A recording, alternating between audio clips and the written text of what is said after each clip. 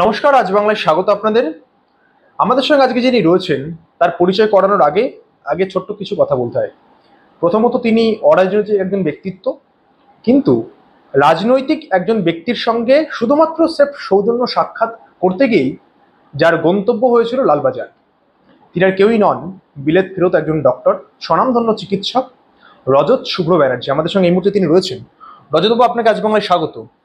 আমরা যে ঘটনা দেখছি বিগত বেশ কিছুদিন ধরে, আপনি বঙ্গ রাজনীতির একেবারে শীর্ষে রয়েছেন, শিরোনামে বলা ভালো। আমি হ্যাঁ, একদম। কেন? কারণ হচ্ছে আপনার সঙ্গে সাক্ষাৎ করতে এসেছিলেন বলা ভালো সুকান্ত মজুমদার, রাজ্য বিজেপি সভাপতি। তিনি আসার পরের যে ঘটনা ঘটেছিল, আপনাকে প্রায় টেনে হিঁচড়ে পুলিশ লালবাজারে নিয়ে গেলেন এবং তারপরে আপনি সেখানে কিছুক্ষণ থাকলেন। জীবনে কখনো এক্সপেক্ট করেছেন যে ওই যে চিকিৎসালয়ে আপনি থাকছেন, চিকিৎসা করছেন, সেখান থেকে গন্তব্য হবে লালবাজারে? না, এটা আমি কোনোদিনই এক্সপেক্ট করিনি। ওই লালবাজার, আমার এক নামকরা বন্ধু কাজ করতেন এককালে, আর শুনেছিলেন একবার কাকুকে লালবাজারের পুলিশ কমিশনার এসে ডেকেছিলেন। উনি মজা করে বলেছিলেন, আজ আমাকে কাল আমাদের লালবাজারে যেতে হবে রজত। অ্যারেস্ট হয়নি, পুলিশ নিয়ে যাবে গান করতে। উনি মজা করতেন তো খুব, সেই। তো আমি লালবাজার থেকে আমাকে গান করতে ডাকলে খুশি হতাম পুলিশদের প্রোগ্রামে, কিন্তু এইটা তো একদমই এক্সপেক্ট করিনি। এবং এই ঘটনার পরে আমার একটু মানসিকভাবে বিক্ষিপ্ত হয়ে গেছিলাম সেদিনটা। এখন আমি ঠিক আছি। মানে এটা কখনো ভেবেছেন যে লালবাজারে শুধু যেতে হবে শুধুমাত্র একজন রাজনৈতিক ব্যক্তিত্বর সঙ্গে সাক্ষাৎ করলেই আমাকে এরকম লালবাজারে যেতে হবে, পুলিশ এরকম এতটা অ্যাক্টিভ হয়ে উঠবে, এটা ভেবেছেন কখনো? আচ্ছা, এটা কখনো কেউ ভাবে? আমি তো ভাবিনি।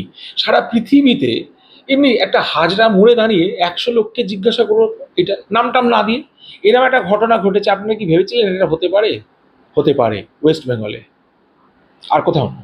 আর কোনো পৃথিবীতে কোনো জায়গায় যদি টেররিস্ট লোক না থাকে, potential threat to the public না থাকে, তাকে দুম করে এরমভাবে গ্রেফতার করা যায় না। কখনো এক্সপেক্ট করেন না। আপনি বিদেশে ছিলেন, সেখানে কখনো এরকম সম্মুখীন হয়েছেন এরকম এরকম ব্যবস্থার? না, ইউ মাস্ট বি জোকিং। ওখানে পুলিশ এত রেসপেক্ট করতো ডাক্তারদের, বিশেষ করে আমি ইন্টেন্সিভ কেয়ার স্পেশালিস্ট, এমার্জেন্সির সঙ্গে ওতপ্রোতভাবে জড়িত অ্যানাস্থেটিস্ট হিসেবে যা সম্মান পেয়েছি ভাবা যায় না। অ্যাকচুয়ালি আমি গাড়ি চালাতে চালাতে হয়তো একটু স্লিপ হয়ে গেছে, একটুখানি অ্যাম্বারে বেরিয়ে গেছি, পুলিশ থামিয়েছে এবং বলেছে, স্যার আপনি জানেন? আমি বলছি, হ্যাঁ আমি জানি কেন হয়েছে। দাও কেস দেবে, তো দাও। বলছে, না, just go, thank you very much, be careful. আচ্ছা, I was careful, but if I deserve a case, please feel free to do that. দেয়নি কিন্তু। এইসব বিষয় একটু সাইডে রাখলাম, একটু অন্য বিষয় জানতে চাইবো। সুকান্ত মজুমদার আসলেন কেন হঠাৎ করে? মানে কি মানে আগের থেকে কোনো প্রি প্ল্যান ছিল আপনার ওনার সঙ্গে দেখা হবে বা কিছু? মানে পিছনের পটভূমিটা ঠিক কি একটু বলুন তো, খোলসা করুন তো। সকালবেলা থেকেই ঠিক ছিল উনি আসবেন, কারণ কিছু একটা এই ওয়েস্ট বেঙ্গল মেডিকেল কাউন্সিল নিয়ে আমার একটা ক্লিপ অনেকে দেখেছে টেকেছে, এখন বলে ভাইরাল। ভাইরাল আমার জন্য তো ভাইরালটা একটা ইনফেকশন। তা ভাইরাল হয়েছে সেই ক্লিপ, তো উনি ওটাতে ইন্টারেস্ট প্রকাশ করেন, আমাকে যোগাযোগ করেন ওনার সেক্রেটারি বা কেউ। আমি বিজেপির কিছু লোককে চিনি, তো তারা বললো উনি আপনার সঙ্গে দেখা করতে আসতে চান বাড়িতে। আমরা, হ্যাঁ খুব ভালো, কোনো অসুবিধা নেই। আমি তো চা মিষ্টি খাবো এরকম আশা নিয়ে আরও 2-4 জন বন্ধু বান্ধব আমার এসেছিলেন, আমরা এখানে বসে অপেক্ষা করছিলাম উনি আসবেন বলে। তারপর দেখলাম, আমি জানি উনি ডক্টরেট মানুষ, কেন্দ্রীয় মন্ত্রী, দু একটা লেকচার টেকচার শুনেছি, যথেষ্ট ভদ্র মানুষ, দেখেছি দু একবার অ্যাক্টিভিটিসে, পাবলিক অ্যাক্টিভিটিস খুব সুন্দর। তা তিনি আমার সাথে দেখা করতে আসতে চাইছেন, এটা না বলার কোনো কারণ নেই, বেশ ভালোই লাগছিল। তো সেটা হলো না, দেখাটা হলো গিয়ে একদম পুলিশের লক আপ ভ্যানে, আর সেইখানে গিয়ে লালবাজারে বসে একটু কথা সাক্ষাৎ হলো। মানে পুলিশ কেন তৎপর হয়ে উঠলো হঠাৎ করে? মানে সুকান্ত মজুমদার আসবে বলে কেন পুলিশ তৎপর হয়ে উঠলো? কারণটা কি মনে হয় আপনার ব্যক্তিগতভাবে, আপনি কি মনে করছেন? আমি তোমাকে তুমিই বলি, তুমি তো আমার ছেলের চেয়ে ছোট বোধ হয়। তুমি তো জার্নালিস্ট, আর এই আগেও 2-1 জন আসছিল, সব বাচ্চা বাচ্চা ছেলেমেয়েরা। আমি তোমাদের দায়িত্ব দিলাম, ইনভেস্টিগেট করো, পুলিশ কেন তৎপর হবে? কি দরকার ছিল? পুলিশ যদি জবাব দেবে। আমি তো গ্রেফতার হয়েছি, আমি তো জানি না। আমার ভাই পকেটে কোনো অস্ত্র ছিল না, আমি আইসিসের মেম্বার নই, আমি কোনো টেররিস্ট গ্রুপে বিলং করি না, আর এমন কোনো অ্যাক্টিভিটিস করিনি যার জন্য হঠাৎ নিয়ে লালবাজারে যাবে। তা এটাই তো মজা, এটাই তো West Bengal, one and only West Bengal in this world. আচ্ছা, লালবাজারে তো গেলেন, সেটা আমরা দেখলাম এবং আপনিও বললেন। লালবাজারে যাওয়ার পরের ঠিক ঘটনাটা, মানে ওখানকার চিত্রটা ঠিক কি দেখলেন? মানে পুলিশ অফিসাররা আপনার সঙ্গে কেমন ব্যবহার, কি করলেন, কি দেখলেন? মানে বাইরে এখন এখান থেকে আপনাকে প্রায় কার্যত ধস্তাধস্তি করে নিয়ে যাওয়া হলো, কিন্তু যখন লালবাজারে পৌঁছলেন তার পরের চিত্রটা ঠিক কি ছিল আপনার কাছে? তারপরের চিত্রটা অত খারাপ নয়। লকআপের মধ্যে ওখানে আমাকে ঢোকালো, অনারেবল মিনিস্টারকে ঢোকালেন, তারপরে সঙ্গে অনেক দেখলাম ওদের পার্টির কর্মী, অনেক দলবল, তারাও সব অ্যারেস্ট হয়েছে। তারপরে শুনলাম অন্য পার্টিরও কিছু এসে ইয়ে হয়েছে। তা আমাকে সবাই ওখানে কিছু খারাপ ব্যবহার আমি ফেস করিনি, to be honest. They are very apologetic, বলে এটা প্রসিডিওর স্যার, করতেই হবে, আপনি বসুন। অ্যাকচুয়ালি ওরা আমাকে মানে একটা ঘরেই বসতে দিয়েছিল, চা কফি সমস্ত অফার করেছে, মিথ্যা কথা বলবো না। কিন্তু ব্যাপারটা হচ্ছে ধরে নিয়ে গেল কেন এটা জিজ্ঞাসা করাতে তারা কোনো জবাব দিতে পারলেন না। ওখানে আমি অ্যাজ সাচ খারাপ ব্যবহার কিছু করিনি। আমি বলেছিলাম আমার বাড়িতে অসুস্থ মা রয়েছেন, আমি দুম করে ফেলে চলে এসেছি। আমার স্ত্রী একটু সিনেমা দেখতে গিয়েছেন, উনি বাড়িতে নেই। আমার পোষ্য, আমার পুত্রসম কুকুরটা রয়েছে, ওকে খেতে দিতে হবে। এইসব শুনে ওদের বললো খুব খারাপ লাগছে, কিন্তু আমাদের কিছু করার নেই। আমি বললাম আমার এটা কি ডিটেনশন না অ্যারেস্ট? বলে আপনি অ্যারেস্টেড, তবে আমরা ব্যবস্থা করছি, আপনাকে ছেড়ে দেবো। আমাকে ঘন্টাখানেক, আমি ঘড়ি দেখিনি, ঘন্টা দেড়েকের মধ্যে ছেড়ে দিয়েছিল মনে হয়। মানে যারা ওখানে উচ্চপদস্থ আধিকারিকেরা ছিল তারা আপনার সঙ্গে ভালো ব্যবহারই করেছেন? তারা আমার সঙ্গে ভালো ব্যবহারই করেছে। মিথ্যা কথা আমি কিছুতেই বলতে পারবো না। হয়তো এটা তাদের আবার এগেনস্টে যাবে, কেন তারা আমাকে কলার ধরে ঝাঁকানিটা দেননি, তারা কিন্তু করেননি। যথেষ্ট ভালো ব্যবহার করেছেন, চা কফি অফার করেছেন, বসতে দিয়েছেন। বললেন আপনার কষ্ট হচ্ছে, আপনি একটা এসি ঘরে গিয়ে বসুন, তিনি বসতে দিলেন। আমার কিছু কোনো অভিযোগ নেই এরপরে, এবং সসম্মানে উনি আমাকে যেতে বলেছেন। তাহলে এখানে একটা প্রশ্ন কিন্তু উঠছে, আপনি ভেবেছেন কিনা আমি জানি না, লালবাজারে নিয়ে যাওয়ার আগে মানে আপনার বাড়ি থেকে বেরোনোর পরে সেখানে আপনাকে চরম হেনস্থা করা হলো, আর যখন আপনি লালবাজারে প্রবেশ করলেন সেখানে উচ্চপদস্থ আধিকারিকেরা রয়েছেন, তারা কিন্তু আপনাকে একেবারে ভদ্রস্থ আচরণ করলেন, মার্জিত ব্যবহার করলেন। তাহলে কি কোথাও কি মনে হচ্ছে যে এই মিডিয়া ফ্রেম পাওয়ার জন্য বা উপর মহল কোনো কেউ আছে, হয়তো প্রেশার পলিটিক্স হয়তো আছে সেখানে, কাউকে খুশি করার জন্য এই বাড়ির থেকে বেরোনোর পরেই আপনাকে এরকম করে হেনস্থার শিকার করতে হয়েছে? ওদেরকে দেখাতে হবে কাউকে, এরকম করে মনে হচ্ছে কি? এটা আমি ভেবে দেখিনি, তুমি বলার পরে আমি ভেবে দেখছি।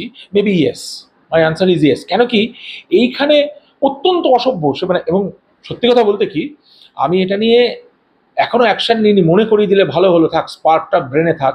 আমাকে পিঠে কিন্তু মেরেছে এবং মুখটা আমি ভুলিনি। ছবি ফ্রেম থেকে আমাকে যদি দেখানো হয় যে দুই মক্কেল আমাকে মেরেছে, আমি তাদের দেখেছি, এবং বুঝতেই পারছো তারা উর্দি পরে, দে আর বাঞ্চ অফ কাওয়ার্ডস, তাই না? আমাকে অসহায় পেয়ে পিছন থেকে, একটা ঘরে বক্সিং গ্লাভস পরলে মনে হয় 2 রাউন্ডেই খেলা শেষ হয়ে যাবে, কিন্তু ওদের সে ক্ষমতা নেই। আমি হাতটাও ফিল করেছি, একদম ভেরি উইক, মানে বাইসেপস ট্রাইসেপস কিচ্ছু নেই, কিন্তু আমাকে অনেকে মিলে ধরে তুলে নিল। আমি এটা গর্বের সঙ্গে বলছি, যদি তোমরা রাউন্ড অ্যারেঞ্জ করো আমি আর একবার বক্সিং গ্লাভসটা নেবো হাতে। ছোটবেলায় লড়তাম তো। পুলিশের সঙ্গে লড়বেন? যদি ওরা উর্দি ছেড়ে লড়ে, খেলা হিসেবে যদি লড়ে, এটা খেলা হবে, দেখো সব খেলা না। যদি আসে তো 2 মিনিটে ট্রমা ইউনিট।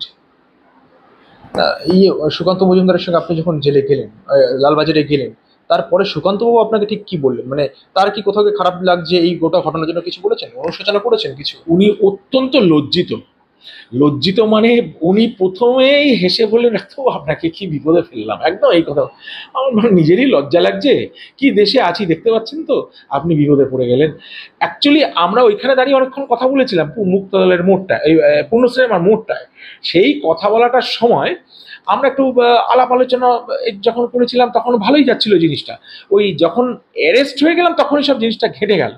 উনি বললেন যে এরকম চলুন আমরা হেঁটে যাই। হেঁটে যাওয়ার পরে একদম সে চোর পকেট মারকে যেরকম ধরে নিয়ে যায়, বা terrorist potential threat to the public, তাকে যেভাবে পুলিশ অ্যারেস্ট করে, সে হ্যান্ডকাফটা দেয়নি। কিন্তু আমি এটা মানে আমার সবচেয়ে ফেভারিট ঘড়িটা পড়েছিলাম, তো ঘড়িটা ভাঙেনি। আর আমি ভয় পাচ্ছিলাম ওই ধাক্কা ধাক্কি ভিড়ের মধ্যে এমন প্রেশার যে আমার পকেট মার না হয়ে যায়। আমি ভাবছি পার্সটা গেল কিনা, আর মোবাইলটা গেলে তো এখনকার দিনে সবাই বিপদে পড়ে, তো সেটা হয়নি। এই যে গোটা ঘটনার পরে বিজেপি যারা উচ্চ নেতৃত্ব রয়েছেন তারা আপনার সঙ্গে যোগাযোগ করেছেন? একদম যোগাযোগ করেছেন এবং বলেছেন আপনি নির্ভয়ে থাকুন, আমরা যথাসম্ভব সাহায্য করব। সুকান্তবাবু নিজে ওখানে দাঁড়িয়ে লিগাল সেল থেকে আমার জন্য বেলফেল কিসব ব্যবস্থা সেসব তখনই হয়ে গেছিল। আর উনি বললেন আপনি একদম নিশ্চিন্তে বাড়ি যান, আমরা সব আছি। তারপরের দিন উনি এত ভদ্রলোক, উনি কিন্তু পরের দিন ফোন করেছেন, আপনার কালকে ঘাড়ে লেগেছে, আমি দেখেছি, আমি জানি, কিছু করতে পারিনি। আবার অ্যাপোলজি চাইলেন, তারপরে বললেন যে আপনি কেমন আছেন আমাকে জানান, আমি কিন্তু নিশ্চয়ই মাকে দেখতে আসবো কোর্ট পিটিশন নিয়ে। এবং আরও অনেকে আসবেন, আমি এক্ষুনি নাম বলতে চাইছি না, না আসার আগে অবধি। Let it B A surprise. মানে তালিকায় কি শুভেন্দু অধিকারী রয়েছেন, বিরোধী দলনেতা শুভেন্দু অধিকারী? দেখুন ওনার সঙ্গে আমার যোগাযোগ আছে, I like him, probably he likes me as well. খুব স্বল্প দিনের আলাপ, আসতেই পারেন। উনি আগেই বলেছিলেন আমার মাকে দেখতে আসবেন। প্রচণ্ড ব্যস্ততার কারণে বুঝতেই পারছেন একের পর এক যা রাজনৈতিক ঝামেলাগুলো চলছে। আমি তো দেখি এই আপনাদের চ্যানেলগুলোয়, আপনাদের তো বোধ হয় মানে রিলেন্টলেসলি দৌড়তে হয় না, তুমি এখানে যাচ্ছ ওখানে যাচ্ছ, তোমরা তো বুঝতে পারছো এই পরবর্তী কী হবে কেউ জানে না। আজ আগুন, কাল সে বাড়ি কোলাপস, পরের দিন গ্রেপ্তার, তারপরের দিন মারামারি, তো কখন কি হবে তো আমরা নিজেরাও জানি না। কাজে ওই রিস্কটা তো সবসময় আছে। উনি আগেই বলেছিলেন আসবে, আসা হয়নি, এবার হয়তো আসবেন। আপনি এখন কি কোনো নিরাপত্তাহীনতায় বোধ করছেন? নিরাপত্তাহীনতা মানে আপনি চাইছেন কি নিরাপত্তা দিয়ে কি এরকম কোনো কিছু হচ্ছে কেন্দ্রীয় সরকারের তরফ থেকে? এই সরকার তো দেবে না, এই সরকার তো নিজেদের নিরাপদ লাগবে। এই সরকার আমাকে নিরাপত্তা কেন দেবে? নিরাপত্তা দিলে তো আমাকে অ্যারেস্টই করতো না, তাহলে তো তখনই নিরাপত্তাটা দিত যে না এনার গায়ে হাত দিও না। এই সরকারের থেকে আমি কিছু আশা করি না, কিন্তু আমি নিরাপত্তাহীনতায় ভুগছি, কার কাছে যেতে হবে জানি না। আমার এখানকার বিরোধী দল তারা ওয়েল অ্যাওয়্যার, তারা জানে কি ঘটনা চলেছে, তারা নিরাপত্তার ব্যবস্থা নিশ্চয়ই করছেন। আমার দৃঢ় বিশ্বাস লিগ্যাল সেল আমার জন্য অ্যাক্টিভ আছে, তারা আমাদের সঙ্গে খোঁজ রাখেন। এরকম 10 জন অন্তত পার্টির অ্যাক্টিভ নেতা বলে দিয়েছে দাদা কোনো ঝামেলা হলে আগে আমাকে ফোন করবেন, এরম দাবি 10 জন 15 জন করে রেখেছেন। আমি একটা আলাদা গ্রুপ করে এরকম রেখে দেবো যে আই এম ইন ট্রাবল, তখন যদি কিছু হয়। পুলিশকে রেখে তো কোনো লাভ নেই, আমি নিরাপত্তাহীনতা বোধ করছি এবং প্রোটেকশন পেলে ভালো হয়। আচ্ছা, একটা বিষয়, আপনি কেরো কলেজে ছিলেন যেখানে মুখ্যমন্ত্রী মমতা বন্দ্যোপাধ্যায় তিনি ওখানে বক্তৃতা দিচ্ছিলেন, সেখানে আপনি একটা প্রতিবাদী চরিত্র হয়ে উঠেছিলেন, একটা প্ল্যাকার্ড নিয়ে আরজি কর নিয়ে আপনি উঠেছিলেন, সরব হয়েছিলেন। সেই জন্যই কি আপনার প্রতি এই পুলিশ প্রশাসন দিয়ে এই তৎপরতা হলো, এটা মনে করছেন? তোমার কি মনে হয়? তুমি তো এইসব নিয়ে ঘাটো, তুমি নিজে একটু উত্তরটা দাও না। তোমার উত্তরটা শুনি, তারপর আমার উত্তরটা দিচ্ছি। তোমার কি মনে হয়? না, আপনি একজন অরাজনৈতিক ব্যক্তিত্ব, আমরা তো রাজনৈতিক ব্যক্তিত্ব নিয়ে কারবার ও করি। আচ্ছা, তাই। আপনি অরাজনৈতিক ব্যক্তিত্ব হওয়ার পরেও রাজনৈতিক চোখে কি দেখতে লাগছে? রাজনৈতিক চিন্তাধারায় কি মনে হয় ভেবে দেখো না। আপনার কোনো কিছু মনে হচ্ছে না, মানে ক্ষোভ জন্মেছে নাকি প্রশাসনের? একেবারেই তাই, এটা তো ইগো প্রবলেম। এটা মানে রিয়াকশন, এটা ইগো প্রবলেম। কি করে ছেড়ে দেওয়া যাবে? আমি যে একজন তিনি মনোলগ দিতে অভ্যস্ত, একা বলতে সবাই শুনতে অভ্যস্ত, একজন প্রশ্ন করেছে, সেটার জন্যই ঘুরে ফিরে এটা এসছে, তাতে তো কোনো সন্দেহ আছে বলে আমার মনে হয় না। আপনি একজন চিকিৎসক, পেশায় আপনি চিকিৎসক, স্বনামধন্য চিকিৎসক, আপনাকে পুলিশ এরকম আচরণ করলো। আমরা এই বাংলায় জানি যে বাংলার প্রতিবাদের জায়গা, আন্দোলনের জায়গা। বিগত দিনে বেশ কিছুদিন আমরা দেখেছি, যদি লাস্ট কিছু মাসের যদি আমরা হিসাব দেখি আন্দোলনে, তাহলে সেখানে নাম উঠবে আর জি কর আন্দোলন। সেখানে পথে নেমেছিলেন ডাক্তারেরা, চিকিৎসকরা পথে নেমেছিলেন। আপনার উপর এরকম হেনস্থা করা হলো, কোনো চিকিৎসক তো আজকে এখনো পর্যন্ত আমরা দেখলাম না যে পথে নামতে। তারা তো কেউ কেউ আবার হয়তো বাম সংগঠনের থেকেও রয়েছেন, বাম সমর্থক অনেকে রয়েছেন চিকিৎসকেরা, তারা তো কেউ পথে নামলো না আপনার হয়ে। আমার এটা মনে হয় এইটা সত্যি কথা বলতে কি, মানুষের এত অভয়ার কেসের সঙ্গে তো আমার কেসের তুলনা চলে না, তাই না? আমি তো বেঁচে আছি, মেয়েটা তো ছত্রভঙ্গ হয়ে ছিন্ন ভিন্ন হয়ে মারা গেছে, তাই না? দুটো কেসের সঙ্গে তুলনা চলে না অবভিয়াসলি।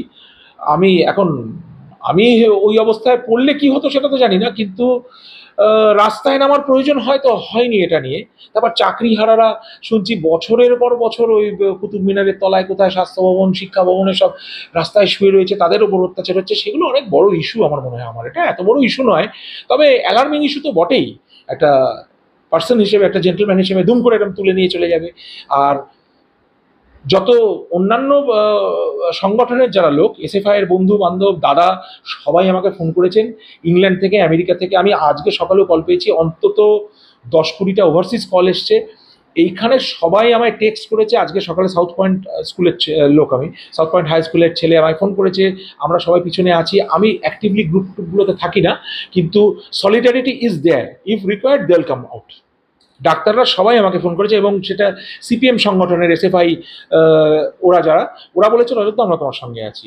একটা দাদা আছে, সে বেশ জোর জবরদস্ত, সে কিন্তু আমাকে একদম থামস আপ সাইন দিয়ে রজত এনি টাইম আমাকে ফোন করবি এই কথা বলেছে। সো ওরা আছে, ডাক্তাররা সবাই আমার জন্য আছে ডেফিনেটলি। আর আমি all India arm forces medical কলেজের আমি ওভারসিজ ফ্যাকাল্টি দিয়ে একটু ওখানে ঘোরাফেরা করেছিলাম, ওদের সঙ্গে আমার যোগাযোগ আছে। অনলাইন সেমিনার অনেক কিছুতে পার্টিসিপেট করেছি। ওরা সবাই কিন্তু খবরটা পেয়েছে, এবং ওরা কিন্তু আমাকে জানিয়েছে যে we are all there, we know we can't help you from Pune, but we are there for if you need. তারা তো আপনার যারা চেনা পরিচিত ব্যক্তি বা আত্মীয়ের মধ্যে যারা রয়েছেন বা বন্ধু বান্ধব, তারা প্রত্যেকে আপনার পাশে রয়েছেন আপনি বলছেন, কিন্তু শাসক দল তারা কিন্তু পাল্টা অভিযোগ তুলছে। তারা কি বলছে? তারা বলছে আপনাকে চিহ্নিত করে রাখা উচিত, এ দেশ বিরোধী, এখানে কাজ করেছেন, এখানে পড়েছেন, কিন্তু সেবা করেছেন বিদেশে গিয়ে। কেন এই প্রশ্ন তুলছে শাসক দল, তৃণমূল কংগ্রেস। এখানে চুরি করতে পারিনি বলে, এখানে চুরি করতে পারিনি বলে, ওই সন্দীপ ঘোষের মতো ডাক্তার হতে পারিনি বলে। আর এটা তো আমার স্বাধীন গণতান্ত্রিক আন্দোলন, গেছি বলে বেঁচে গেছি ভাই। আজকে দুটো খেয়ে পাচ্ছি, ওখানে কাজটা শিখে এসেছি। অ্যানাস্থেসিয়া যখন গেছিলাম এখান থেকে শিখেছি ঠিকই, আমার প্রচুর ঋণ আছে, কিন্তু অ্যানাস্থেসিয়া এখানে পুনর্জন্ম হয়েছে। That's a different ball game. আর এটা কি তৃণমূলের লোক কতগুলো ক্লাস 8, ক্লাস 7, ক্লাস 10 কেউ জানেই না, কোনো মার্কশিট নেই, আমাকে চ্যালেঞ্জ করবে নাকি? They have to sort of answer their own questions. আমি সেই প্রশ্নের জবাব দেবো না, এটা সম্পূর্ণ আমার অধিকার। আমি আমেরিকা যাবো না, ইংল্যান্ডে যাবোই তো কদিন বাদে আমেরিকা যাব, তারপরে স্পেনে যাব, পর্তুগালে যাব, সেটা কি আমি ওদের কৈফিয়ত দেবো নাকি? আর দেশের পেব্যাক করতে এসে তো এই অবস্থা। আমি পেব্যাক করতেই এসেছিলাম, জননী জন্মভূমি স্বর্গাদবি করিয়ে সে এইটা মেনেই এসেছিলাম। মাকে দেখা ছাড়া উপায় নেই, মা আমার বাড়িতে আছেন, আমার পরিবার আমার সঙ্গে কষ্ট করে ওই ওই কোয়ালিটি অফ লাইফ ছেড়ে এখানে আমরা সবাই চলে এসেছি। পেব্যাক করতে গিয়ে তো এই অসুবিধা। তবে হ্যাঁ, ওই পেব্যাকের নামে চুরি চামারি প্রমোটিং ওসব তো করতে পারবো না, ওই সিন্ডিকেট ডাক্তারিও করতে পারবো না, আর সাবস্ট্যান্ডার্ড লোকের সঙ্গে কথা বলতে পারবো না। What your answer? পুলিশ আপনার বিরুদ্ধে এরকম ব্যবস্থা নিল, এরকম করলো, হেনস্থা করলো। দেশদ্রোহী কথা বললে না, আমি তো মানে যা অ্যাক্টিভিটিস দেখেছি আমি ওগুলো তৃণমূলের অভিযোগ, কিন্তু এটা তৃণমূল বলছে। তৃণমূলের মতো দেশদ্রোহী পার্টি কোথাও আছে কিনা? Anti nationals there. আমাকে বলছে, আমি প্রশ্ন করেছি জাস্ট আফটার দ্যাট আর বিফোর দ্যাট, ওইখানে বসে কেলক কলেজে এই মুখ্যমন্ত্রী বলছেন যে আমি আই ডিফার। ওরা বলছে ভারতবর্ষ এগিয়ে যাচ্ছে, 5th largest economy, it will be 4th, at some point you might become the first economy. ওনার যেন ঘুম ভেঙে গেল। I differ. ভারতবর্ষকে ডিমিন করছে একটা পদধারী। আমি তো ডাক্তার, আমি নিজের প্রফেশনে রয়েছি, আমি আমার প্রশ্ন করার অধিকার থেকে করেছি। আমাকে কি বলছে দেশদ্রোহী, অ্যান্টি ন্যাশনাল? এখানে বর্ডার খুলে রেখে দিয়েছে, বিএসএফকে ফুল কন্ট্রোল দিচ্ছে না, ইলেকশনের দুমদাম হচ্ছে, বর্ডার খোলা, আমাকে বলছে দেশদ্রোহী? এত বড় সাহস! সামনে দাঁড়িয়ে বলুক দেখি। এই যে পুলিশ আপনাকে এত হেনস্থা করলো, আপনি পুলিশ মন্ত্রী মানে তথা মুখ্যমন্ত্রীকে জানাবেন, কখনো অভিযোগ জানাবেন যে পুলিশ আমার সঙ্গে এরকম ব্যবহারটা কেন করলো? জানতে চাইবেন তখন মুখ্যমন্ত্রীর কাছে, কারণ তিনি পুলিশ মন্ত্রী, সেই জন্য বলছি। কি করে জানতে চাইবো? ওর ধারে কাছে পৌঁছানো যাবে না? উনি ঘরে বসে এই তো একটুখানি কখন ছাড়বে ভাই তোমার ইন্টারভিউটা, উনি দেখে নেবেন। ওনার প্রয়োজনে উনি এসে আমাকে জিজ্ঞাসা করতে পারতেন। যেটা হয়ে গেছে, অ্যাপোলজি চাইলেও একটা বুঝিয়েছি, এসব ছেড়ে দিন ভাই। ও কখনো ভুল বলে? ও তো ঠিক, আমরা সব ভুল। আর আমি জানতে চাইবো না, আমি সে কাছেও পৌঁছতে পারবো না। আমি বরং বিরোধী দলনেতাদের জানাতে পারি যে আমার এই হয়েছে, ভাই তোমরা কিছু ব্যবস্থা করো। আমি ওকে জানিয়ে কি হবে? ওর নির্দেশেই তো পুলিশের এত সাহস আছে, পুলিশ মন্ত্রীর পারমিশন ছাড়া, অঙ্গুল হিলন ছাড়া আমাকে কলার ধরে তুলে নেয় রাস্তা থেকে? সাহস আছে নাকি? সামনাসামনি যদি দেখা হয়ে যায় কখনো, কি বলবেন? উনি যদি জিজ্ঞাসা করেন বলবো, তা নাহলে কথা বলার খুব আর যদি উনি আমার দিকে তাকিয়ে হাসেন, আমি হাসবো, নমস্কার করলে নমস্কার করবো। I leave it up to her. If she approaches me, then I'm going to talk to her in the way she approaches me. ঠিক যেরকম ভাবে বলবেন সেই টোনে সেইভাবে জবাব দেবো। তা নাহলে এমনি জিজ্ঞাসা করবো না। আমি কি বাচ্চা ছেলে নাকি যে আমি গিয়ে নালিশ করবো? নালিশ কোনো লাভ হবে? মনে হয়? আপনার এই বাড়ির থেকে বেরিয়েই দুপা বাড়ালেই যার বাড়ি, একেবারে গায়ে বলা যেতে পারে, তিনি হচ্ছে তৃণমূলের সর্বভারতীয় সাধারণ সম্পাদক অভিষেক বন্দ্যোপাধ্যায়ের বাড়ি। তার সামনে যে বাড়ির যে সিকিউরিটি, হাই সিকিউরিটি সবসময় আমরা দেখি, কখনো মনে হয়নি যে সুকান্ত মজুমদার তো অনেক দূরের বাড়ি, অনেক দূরে, এই অভিষেক বন্দ্যোপাধ্যায়ের সঙ্গে দেখা করি বা কিছু, এরকম কখনো মনে হয়নি আপনার? না। কেন? Most insignificant character in my life.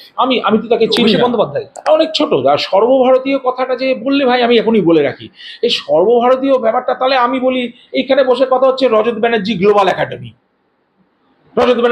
Academy of Music. আরে সারা পৃথিবী থেকে আমাকে কেউ চেনে নাকি? আমাকে চিনলেও চিনতে পারে। তৃণমূল সর্বভারতীয় আবার কি? একটা লোকাল পার্টি, এতে কোনো সন্দেহ নেই। আমার পরিষ্কার বক্তব্য, এটা একটা লোকাল পার্টি, একটা লোকাল অর্গানাইজেশন। বাইরে কোনো কনস্টিটিউশনে কোথাও বিহারে গেলে বা উড়িষ্যায় গেলে মেরে বের করে দেবে। আবার সর্বভারতীয়, তার chairman, president, I am not bother. এগুলো সব গায়ে মানে না। আপনি মোড়ল, আমি আমার ঘরে বলতে পারি আমি প্রেসিডেন্ট অফ দিস রুম, এইরকম আর কি কথা। But that doesn't mean that I am president of anything anywhere. একটা শেষের দিকে যাব, একটা অন্যরকম প্রশ্ন করছি। আপনি বঙ্গ সন্তান, আপনি এখানে জন্মেছেন। আপনি যখন জন্মেছিলেন বা তারপরে যখন পড়াশোনা করেছেন, তারপরের যে আর্থসামাজিক, সেই সময়কার যে আর্থসামাজিক অবস্থা বা সমাজে যেরকম কৃষ্টি ছিল, জৌলুস ছিল, সেটা যখন এখন বিদেশ থেকে ফিরে আসলেন, পার্থক্য দেখতে পাচ্ছেন কোনো? Very good question. পার্থক্য মানে আকাশ পাতাল পার্থক্য। এখানে মানুষ হয়েছি তো, আমি এখানে জন্মেছি, উল্টো দিকের পারে কটা রাস্তা বাদ দিয়ে আমার স্ত্রী জন্মেছেন, আমাদের ছোটবেলা থেকে সাউথ পয়েন্ট থেকে আমরা চিনতাম, এরকম বন্ধু বান্ধব 100 জন ছিল, তারা সব ম্রিয়মাণ হয়ে কোথায় যেন হারিয়ে গেছে। বেশিরভাগ যাদের মানে সম্ভব হয়েছে বাইরে চাকরি নিয়ে চলে গেছেন।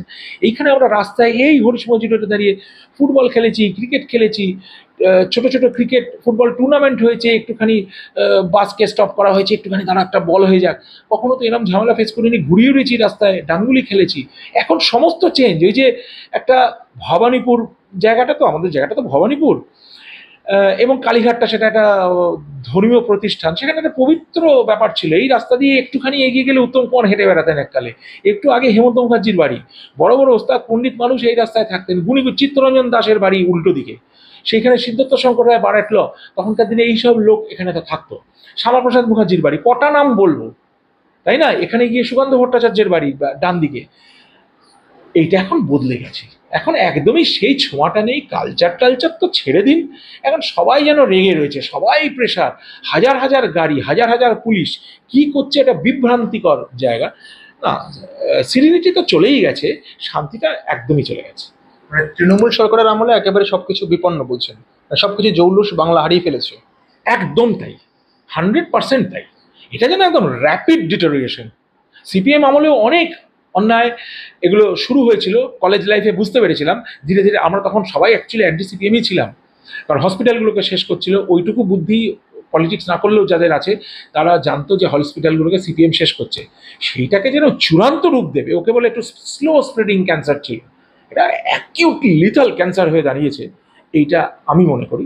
বাকি তো এটা আমার মতামত, এর জন্য আবার অ্যারেস্ট হবো কিনা জানি না, তুমি অ্যারেস্ট হবে কিনা জানি না। তুমি কি মনে করো, তুমি বলো। কিন্তু আপনি এরকম কথা বলছেন বাংলার হয়ে, বাংলার মানে মমতা সরকারের বিরুদ্ধে বা তৃণমূল সরকারের বিরুদ্ধে এরকম বলছেন, কিন্তু মমতা বন্দ্যোপাধ্যায় মুখ্যমন্ত্রী তিনি দাবি করেন যে আমি ক্ষমতা আসার পরে একমাত্র যারা যেসব সৌজন্য বিনিময় থেকে শুরু করে বাংলার সৃষ্টি কৃষ্টি সেগুলোকে সবসময় আমি সামনে এগিয়ে নিয়েছি। তা তিনি একজন সৌজন্য বিনিময় করে সবার সঙ্গে দেখেছি আমরা বিভিন্ন সময়ে। তিনি চিত্রশিল্প একদিকে দাবি করেন যেটা, আর আপনি বলছেন যে তিনি এই সময় তার আমলে সবকিছু বিনাশ হয়ে গেছে। আমার তাই ধারণা, ওটা ওর ধারণা, আমার তাই ধারণা। আমার এই ঘরে বসে মনে হচ্ছে ঘরের রংটা ঠিক আছে, আমার স্ত্রীর ধারণা হচ্ছে ঘরটা একটু রং করা দরকার। এটা আমার কিছু করার নেই, ওটা ওর ধারণা। উনি লেখেন, উনি আঁকেন, গান ভালো করছেন, ভালো করছেন, আমার তাতে কিছু যায়। আমার মনে হয়েছে ইটস ডেস্ট্রয়েড। বাংলায় পরিবর্তন দরকার, 100%। রাজনৈতিক পরিবর্তন বলছি। রাজনৈতিক পরিবর্তন বাংলায় দরকার, ইমিডিয়েট দরকার। এই পেশেন্ট আর রিসাসিটেট করা যাবে না, এটা মরিবান পেশেন্ট। প্রথমেই যেটা বলেছি, ASA4 এই পেশেন্টকে রিসাসিটেট করতে হবে। শেষ প্রশ্ন করব, আর কয়েক মাস পরেই এই রাজ্যে বিধানসভা নির্বাচন, সেখানে আপনি কি মনে করছেন যে তৃণমূলের বিকল্প হিসেবে যদি গেরুয়া শিবির অর্থাৎ বিজেপি যদি আসে ক্ষমতায়, তাহলে বাংলা ভালো হবে, আবার ফিরে পাবে পুরনো জৌলুস? আমরা তো সবাই তাই আশা করি, তাই না? পেশেন্টটাকে রিসাসিটেট করা হচ্ছে, পেশেন্টটা ভালো হবে, ঘরে যাবে, এটা আশা করি। হবে কিনা আমি কি করে বলবো, আমি তো অ্যাস্ট্রোলজার নই।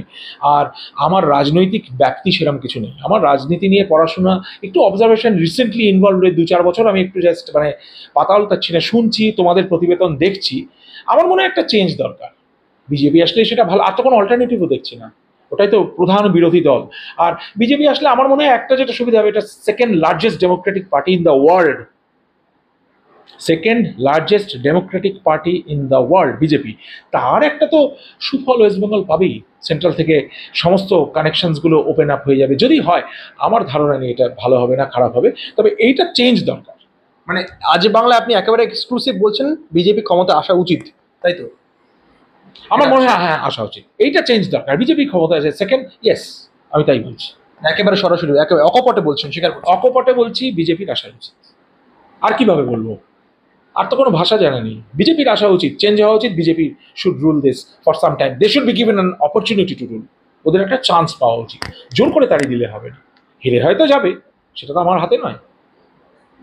আপনাকে অসংখ্য ধন্যবাদ রজতবাবু, আমাদের মুখোমুখি একেবারে এক্সক্লুসিভ বললেন যে বিধানসভা নির্বাচন আর মাত্র কিছু মাস, কিন্তু সেই নির্বাচনে রাজ্যের ক্ষমতায় ফেরা উচিত বিজেপিকে, এই মন্তব্য তিনি করলেন। পাশাপাশি রাজ্যের প্রশাসনের যে অতি সক্রিয়তা সেই নিয়েও কিন্তু একরাশ ক্ষোভ উগড়ে দিলেন আমাদের সামনে। ক্যামেরা সিদ্ধার্থর সঙ্গে দীপন সরকার, আজ বাংলা।